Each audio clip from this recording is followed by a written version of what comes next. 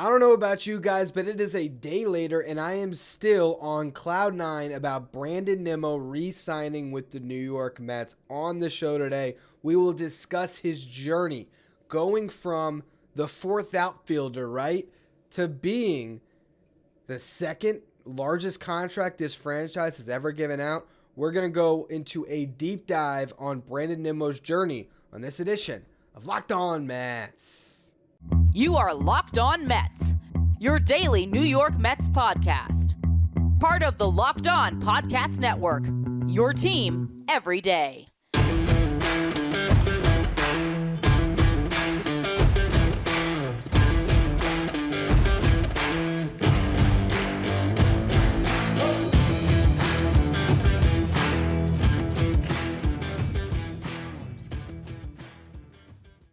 Hello to all you amazing Mets fans. You're watching Locked On Mets, part of the Locked On Podcast Network, your team every day. I'm your host, Ryan Finkelstein. If you want to find any of my work, follow me on Twitter at FinkelsteinRyan. You can also find some of my writing at justbaseball.com, where I work as a managing editor, and where I wrote an article today titled, "It's Pretty Cool That Brandon Nimmo is a Lifelong Met," which led me to record this Saturday edition of the show. And ultimately, I've spent a lot of time over the last 24 hours really reflecting on the Nimmo signing. And yesterday, if you watched the show, I was just on cloud nine. I didn't see this coming, didn't expect it. I didn't expect to feel the way I did about it. And when I wrote the article, there was two pieces of media I plugged into it. There was a catch and the reaction after the catch. And if you don't remember the catch of the year, August 31st, Mets versus Dodgers, this was the last really important series, we thought,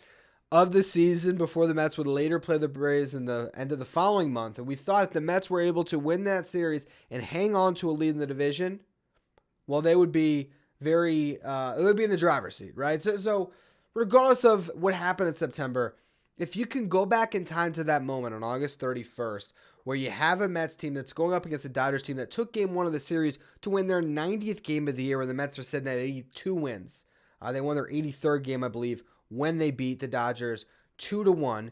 Jacob deGrom's on the mound, and Brandon Nimmo leaps up, perfectly timed, full dead-on sprint, leaps, catches, butt hits the wall with a thud, catches it, he fires his arms together, he flexes, he screams, he yells. You know, it was a moment where Brandon Nimmo, a guy that, let's be honest, isn't always the coolest cat, was Superman for a second. And to follow that journey from a guy who was drafted at 18 years old, I was actually doing some research on the article. In the state of Wyoming, you can't have an unrestricted driver's license until you turn 18. You can have, I can't remember the exact description of it, but it was essentially like a learner's permit that can graduate you into being able to drive by yourself, but there's still like hours restrictions, all of this weird stuff out in Wyoming. This is, of course, the guy that couldn't play high school baseball in Wyoming. So you go from being 71 days removed from his birthday, from when he could drive legally in his state, to getting drafted by the Mets, 13th overall, and getting a $2.1 million check to come play baseball. He then goes through the minor leagues. You have this long journey, right? You have 400 minor league games leading into 2015. He watches that season, a Mets team go to the World Series. He sees the guy that was drafted 3 years after him, Michael Conforto in the first round, leapfrog him, get promoted from AA, and star on that team, hit a couple home runs in the World Series, and in some ways kind of take a spot that if Nimmo had tracked a little bit better in his minor league career would have been his. But he works. The one thing he always had is he got on base. In that season, 2015, he spent like 4 games in high A, mostly AA and AAA, had an on-base percentage over 360, but his slugging percentage was like 370. He just wasn't all the way there yet. He wasn't completely polished. You go into the next season, in the minors, 2016, he hit 350, over 350, on-base percentage, over 400, gets himself to the show, had 32 games. You saw a sample of him. 2017, same thing, up and down a little bit, AAA, big leagues. 2018, he has the breakout season. And if you just follow the journey to go from 18-year-old kid to when he's a prospect, going through the system, when Conforto leapfrogs him, when Mets fans are saying he's a future fourth outfielder, and just No one really buying into Nimmo as a prospect. Everyone thought he was going to be a bust. Here's this kid. Why'd the Mets draft him out of nowhere? What were they thinking? All of this stuff. And what does he do? He tirelessly works and works and works and works and works and works and works. He builds himself up. He has a 2018 season where he flashes the potential. 4.8 F4, was healthy for 140 games. You go into 2019, he's hurt again, neck injury, not able to stay healthy, limited to less than 100 games once again. 2020, he's healthy, but it's the COVID season, so no one cares. 2021, injured again, and that just continues to be the narrative. Then you fast forward to August 31st, or rewind from where we're at now, and you go back in time. Here's Nimmo, again, making that catch in a pennant race in front of, 35,000 screaming fans, fired up, and it is a dream come true. And this is the interview we get afterwards from Brandon Nimmo with Steve Gelbs. Brandon, pretty simple first question. Best catch you've made in your life? Yeah, no doubt. That was amazing.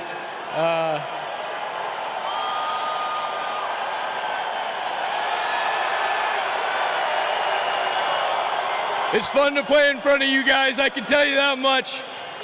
Keep coming out, keep supporting us. This is a blast. This is playoff baseball right here.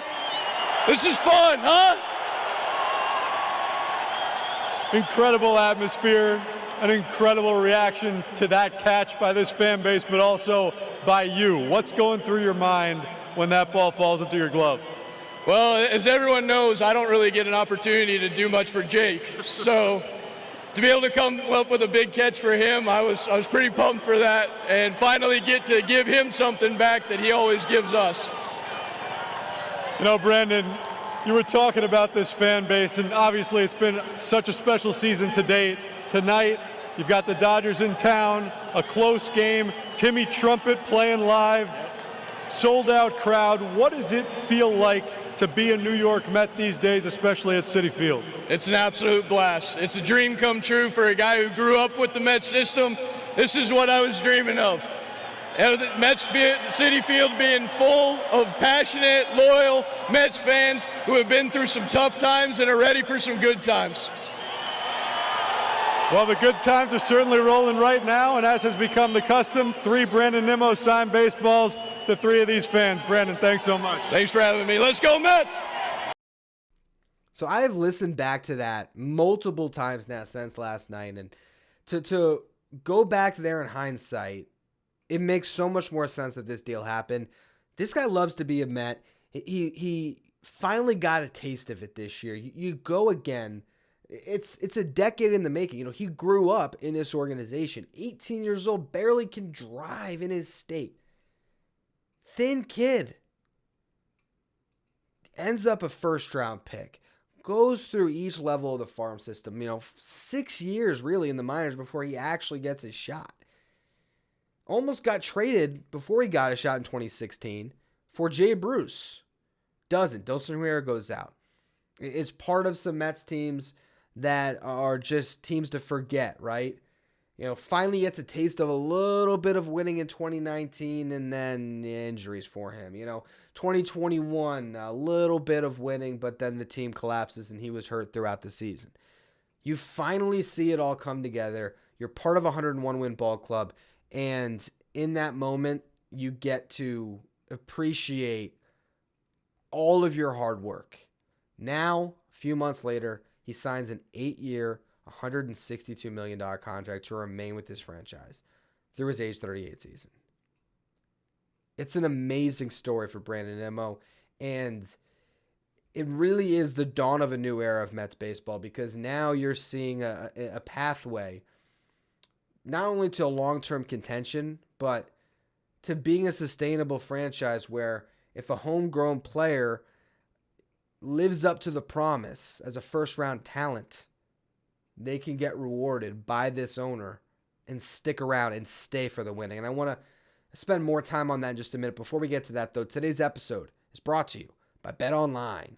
BetOnline.net is your number one source for sports betting info, stats, news, and analysis. Get the latest odds and trends for every professional amateur league out there, from football to basketball to soccer and esports. They've got it all at BetOnline.net. If you love sports podcasts, you can find those at BetOnline as well. BetOnline is always the fastest and easiest way to get your betting fix. Head to the website today or use your mobile device to learn more about the trends in the action.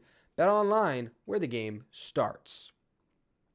Now, in the article I wrote for Just Baseball today, one of the comps I made, or the way I opened the article, was just looking at the parallels of Aaron Judge and Brandon Nimmo. These are two guys that played a contract year this year in New York with the team that drafted them in the first round. They started in center field, and they finished first and second in FWAR among all center fielders. They both cash in now on deals that should take them through the remainder of their careers with their organizations. Now, obviously, Brandon Nimmo's not Aaron Judge, but to me, that does not mean that a Mets fan can't celebrate this and appreciate the rarity of a guy playing their entire career in New York. And for Nimmo to be that guy, it's such a cool story, man. Like, we never really could have expected this. And the more I dove into the injury stuff today, while obviously it can be alarming, there really isn't an injury there that makes you think long-term that's the thing. And I think that he's a guy that had to endure so much between the doubt, between maybe the lack of appreciation for the type of player he is and what he brings to the table, and the learning curve that it takes for a guy that really did have to take his time to develop. But here he is this season with 16 home runs, I believe, this year. It was either 16 or 17. I think he had 17 in 2018, 16 this year. 16 bombs. Every single season he improves defensively, particularly the last two. 4 outs above average 2021, 6 outs above average of this year. He was graded out in the top 10% of all fielders in baseball. One of the best defensive center fielders in the game right now. And you get this opportunity to sign an 8-year contract, which none of us saw coming. And I think that ultimately the Mets made the decision that it was going to be too hard to replace Brandon Nimmo. So sign him to a contract. Other teams were maybe offering him around there, right? Maybe around 160, probably over a shorter term. Maybe it was a 6-year deal out there for 160 or 6 for 150. He was going to get the George Springer deal. And the Mets get this done by taking it to 8 years. And you say, well, if their plan is short term, why are they thinking long term? It's because you can lower that AAV. And now if you think about what Brandon Nimmo is going to mean in 4 years, at $20.25 million, he probably won't be a burden on this franchise, even when the skills, obviously could regress and he could be a left fielder in a few years. At that point, he can still, with his above average plate discipline, with the way that he can still put bat to ball, Nimmo can be a good quality big leaguer for a long time, and that money's not going to be a big deal. But you get to a point where, again, this is the dawn of a new era of Mets baseball. Steve Cohen did not have to do this. I mean, the Mets easily could have passed on Nimmo, done something else, and they would have been justified in it. But you know what? He sees some of the outpouring when DeGrom leaves. He responds to that by getting Verlander. He understands that they have to find a hole or find someone that can replace that hole in center field. And when you try to apparently make a trade for Alec Thomas, you find that you have to give up Brett Beatty, and you're realizing to trade for a center fielder, you might have to give up your future third baseman that can be such a net positive to you when it comes to outperforming his contract. And if Alvarez was in a trade, it's the same thing. And you look at what's in the market, there's just nothing to replace him. This is where you see that new era of Mets baseball where a Steve Cohen can say, you know what, fine, we're going to do this. We're going to bring him back, and we're going to let this guy who wants to be a Met remain a Met. And that's really cool for me. And you realize the financial implications of this. You're talking about $60 million in luxury tax penalties he's already slated to pay, and the Mets are in Kodai Senga, and they might add to the bullpen more. This is a whole new thing we got going here with this Mets ball club. And Brandon Nimmo, in a lot of ways, to me, it surprised me the same way Scherzer did last year. Now, obviously, Verlander is more similar to the Scherzer deal. It is the Scherzer deal. But we sort of knew that if they didn't get DeGrom, they'd get one of those guys. We really didn't think that Nimmo was coming back. Now he is. And he's part of your core. And number 9 is a jersey that will be worn by one player. Maybe not forever. I'm not saying Nimmo's guaranteed to get his jersey retired. Let's not get out of hand. But one player will own that jersey number for probably 15 seasons in a Mets uniform. And that is just so cool, man. So again, for someone like a lot of you who's followed Brandon Nimmo from the doubters, from the early stage of his career to get to this point now. I'm just so happy for him, and I had to hop on again to just really reflect on all of it, because nobody outside of Scott Boras thought that Nimmo was going to sign an 8-year deal. And the work that he put in throughout his career and then in this season to go out, to be durable, to be front and center in center field and batting leadoff for a team that won 101 games, he got to live out the dream. When he was on the backfields in Port St. Lucie at 18 years old, completely in a whole new world than where he grew up in Wyoming, he was picturing a day where he could be in Citi Field, part of a winning ball club, trying to play for a World Series. And this year he got to fulfill that. And what's amazing is the dream doesn't end. He can continue to do that now for at least the next couple of years, assuming the Mets retain him. And when I say retain him, I mean don't trade him, which that's a whole other topic for another day. This could be a tradable contract in a few years. Not to throw that into a Brandon Nimmo hype piece podcast, but just saying. I didn't see a no trade clause reported. Still, though, for the time being, he gets to celebrate being a lifelong Met.